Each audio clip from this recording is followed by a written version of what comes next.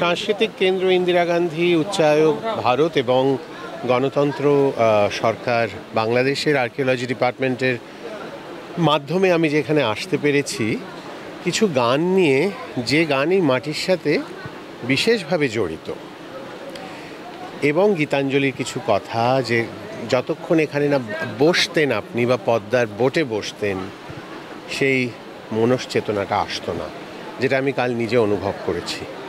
তো আমি আসতে পেরে এখানে খুবই আনন্দিত।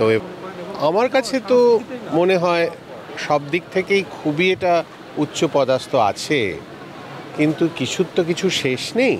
তার উপরে যতটা বাড়বে এই বন্ধুত্ব আমি দেখছি না যে কোনো দিন কমবে, এটা কিন্তু বাড়তেই থাকবে। তার জন্য কিন্তু দায়ী আপনারা সকলে, এই বন্ধুত্বকে বাড়িয়ে নিয়ে যাওয়ার জন্য। এই বন্ধুত্ব চিরকাল বেঁচে থাকুক।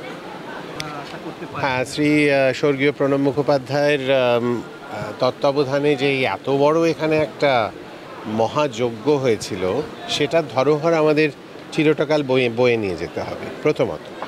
দ্বিতীয়ত, রবীন্দ্র কুঠিবাড়ির ছোটোখাটো হয়তো পুকুর পরিষ্কার, সেটা কাস্টোডিয়ান খুবই ভালোভাবে করবে, কিন্তু আমাদের এখানে একেবারে কোনো অসুবিধা হয়নি। একেবারে সব মাখনের মতো সব কিছু চলেছে প্রথমত। আর দ্বিতীয়ত, যেটা আমি বুঝলাম যে এটা তো আমাদের রেভিনিউ জেনারেটিং নয়, এই যে হেরিটেজ সেন্টারটা, তাও এখানে কত লাখ মানুষ, 40 থেকে 50 লক্ষ মানুষ এক বছরে আসে, শীতকালে বেশি।